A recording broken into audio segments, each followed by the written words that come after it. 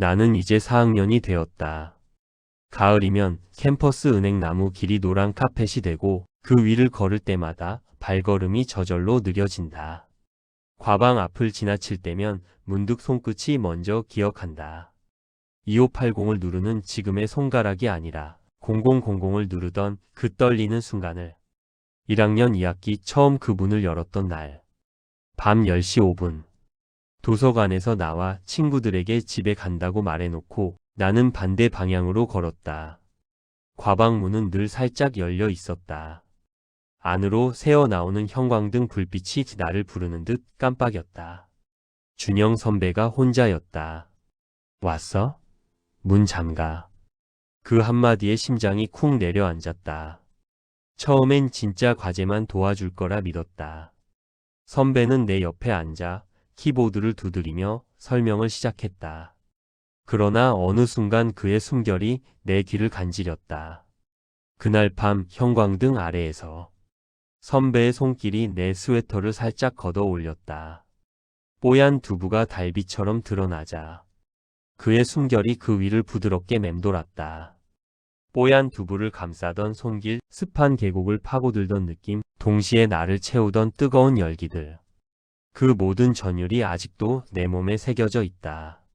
숨겨진 계곡에 이슬이 맺히고 선배가 나를 따스한 파도로 가득 채웠을 때 나는 모니터를 꼭 붙잡고 숨을 죽였다. 절정은 조용히 왔다가 형광등이 한번 깜빡이며 지나갔다.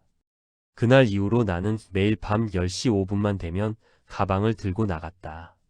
도서관은 핑계였고 친구들과의 약속도 거짓이었다. 과방은 나의 비밀 정원이 되었다. 누가 들어올지 모른다는 긴장감이 오히려 꽃잎을 더 곱게 피워냈다. 그러던 늦가을 문이 스르륵 열리며 수진 선배와 동기 민서가 들어왔다. 이미 공기를 읽은 듯 수진 선배가 미소 지었다. 여기서 꽃 피우고 있었네.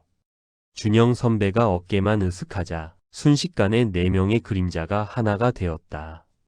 파도가 2번, 3번 밀려오고 나는 소리를 삼키며 민서의 손을 꼭 잡았다. 그날부터 과방은 완전히 다른 공간이 되었다. 밤 10시만 되면 사람들이 하나둘 모였다. 누군가는 문 앞에서 바람을 살피고 누군가는 형광등 스위치를 만지작거렸다. 어둠 속에서 서로의 체온만이 길이 되었다. 우리는 거의 말을 하지 않았다.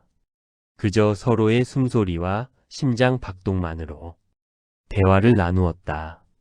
겨울 가장 추웠던 밤을 기억한다. 바람이 창문을 때리고 있었고 과방은 유일한 온기였다.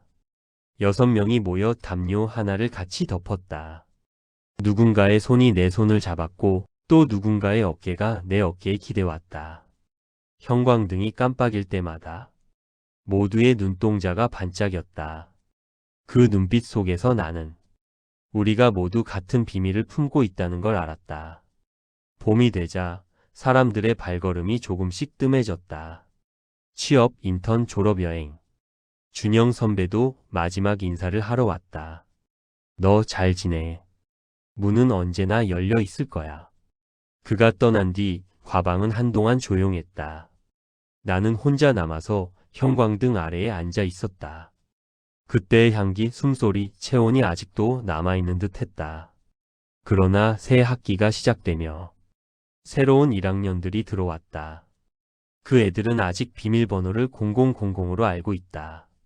과방 앞을 서성이다가 문이 살짝 열리는 순간 눈이 동그래지는 표정을 나는 멀리서 지켜본다.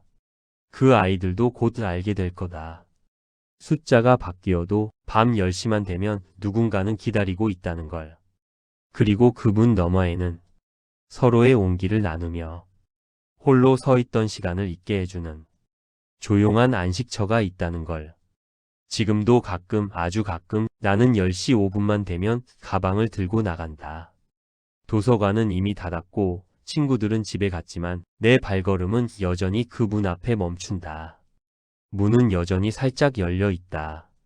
안에서는 형광등 하나만 깜빡이고 있고 누군가 조용히 속삭인다. 왔어?